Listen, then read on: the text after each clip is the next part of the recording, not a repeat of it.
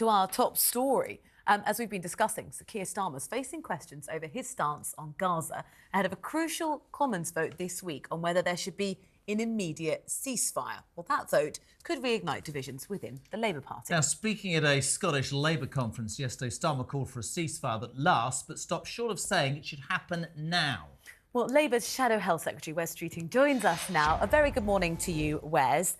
Let's start with, on Wednesday, will you be voting for an immediate ceasefire?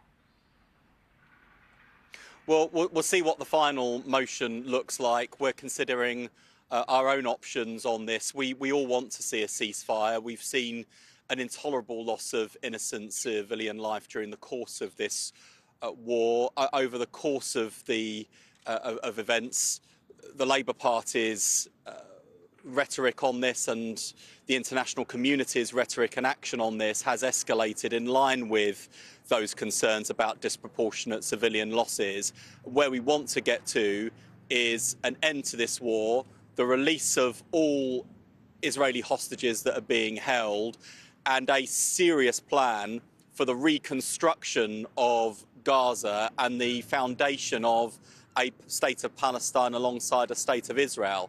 But we seem to be stuck in this holding pattern of more violence, more bloodshed, and no hostage releases. So I hope that what we've heard this morning from the government of Israel about their intention to hold back from action in Rafah in the hope that hostages will be released in the meantime will be seized as a window of opportunity to get those hostages out and to try and bring about a peaceful end to this conflict. But we will wait and see how events unfold. Wes, welcome to the show, my friend. Great to see you, pal.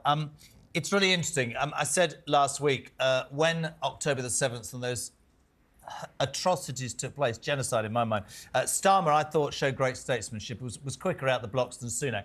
The world has obviously changed. I mean, we started talking about a two-state solution. Netanyahu a couple of weeks ago said that's off the table. We know the problems in Rafah, and absolutely, 1.5 million people displaced from the north, suddenly in the south, and potentially a nightmare. Netanyahu, what's his legacy? He's probably out of power if there isn't a war. None of this justifies what happened in October, but certainly the world is looking. The problem for your boss is that there are still elements, let's be perfectly honest, there are still elements within your party, as the suspension of Azhar Ali last week proven, who do not look at it in a balanced way, look at it in a way that other people feel is wrong, including Keir Starmer. That is his issue, isn't it? In trying to find a motion or a position with respect that placates all sides of this argument within the Labour Party.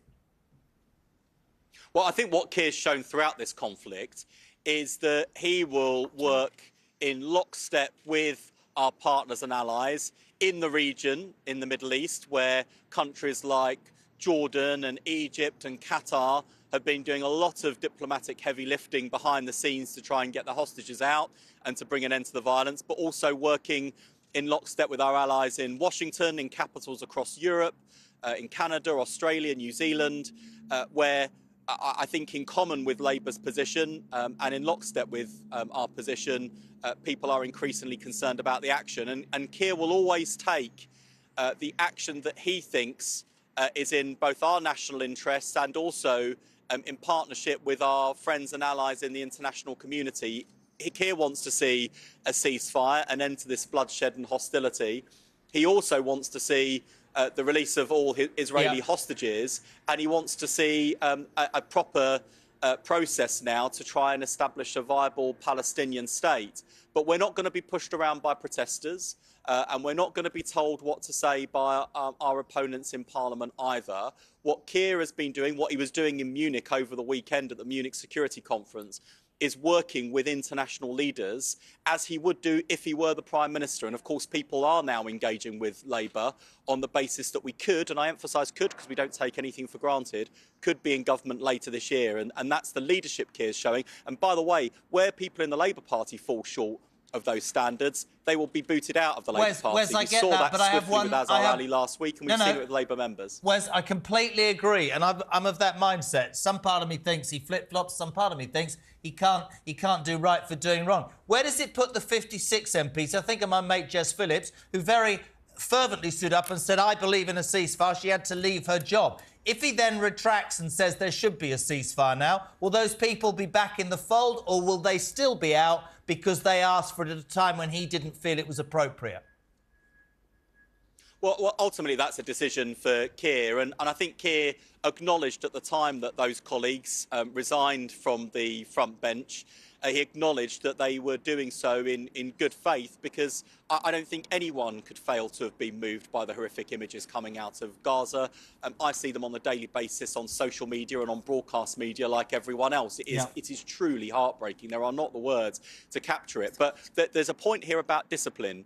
And Keir is leading the Labour Party now as if we were in government and expecting those standards. And if people can't show that discipline and can't support colleagues who are working very, very hard behind the scenes to coordinate with our international allies and to make sure that what we're saying here is helpful to the huge efforts taking place behind the scenes, well, you know, if you can't show that discipline, then you can't serve on the front bench. And people understood that, and that's why people who resigned did so in good faith and with an understanding that they wouldn't be able to serve on the front bench. But in terms of what happens in the future, that is ultimately a decision for Keir. And, you know, we've got good colleagues on the front benches and the back benches in the Parliamentary Labour Party. And we've got a really strong field of candidates at the next election. And all of this should underpin to the country who are looking for change that the Labour Party has changed and is ready to offer the change our country needs as a credible party of government. Wes, you are going to make a decision on Wednesday. Why do you not feel able to either tell us what that decision is, or why do you not feel able to make your mind up now as to what that vote will be? Well, as I say, we'll wait and see what the final motion says. There are also, you know, question marks about we're going to call for an immediate ceasefire. Would you be voting for that? Well, as I say, we've been arguing for weeks and months now for a ceasefire. We've also acknowledged that, as we've seen through votes in the UN General Assembly, this is not something that can be imposed by the international community. It can only be agreed by both parties to the conflict. And that's why there has been a huge effort by countries like Egypt, Jordan, Qatar, the United States, all of whom have enormous agency and influence amongst the... Wes, can I ask you a question, my friend? Can I jump in? You know, that's why we're supporting those efforts. Can I jump in, pal? Maybe I'm cynical and I'll get told off for this, but you say quite rightly, as Starmer said, it takes two sides for a ceasefire. They aren't going to agree. They are not going to agree. I don't think a ceasefire tragedy is going to happen. The fact is, there's many schools of thought. You look at that humanitarian disaster, and there isn't a person in the world who doesn't find that appalling and wrong, right? But there are other things associated with this, whether it's Netanyahu, whether it's Hamas as a terrorist organisation. I can't see them sitting around, whatever influence from other people. I'm not saying asking for a ceasefire, but I'm wondering whether all this pontification by countries across the world is going to make a damn bit of difference to what Israel and Palestine end up doing. That's what I think.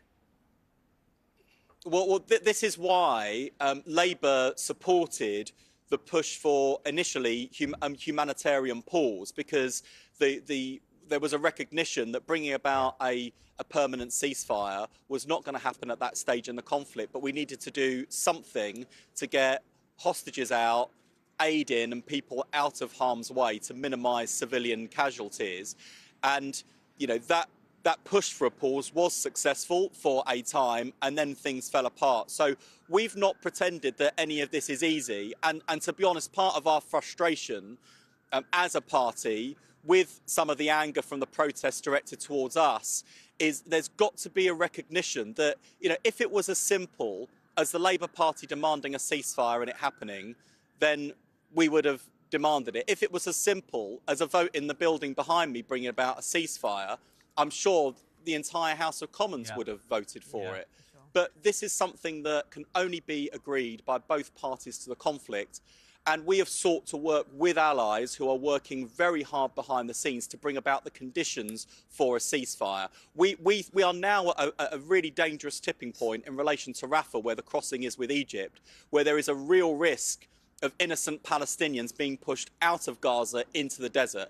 That would be intolerable, an intolerable escalation. There is now, I think, based on what we've heard overnight, a window of opportunity for Hamas to release those hostages immediately. They've been held intolerably, and unacceptably, they've got to be released. And maybe, just maybe, that could point to a political way out of this cycle of violence and the safety and security of a two-state solution that many of us have believed in and argued for decades now, but has slipped through our fingers too many times throughout our history.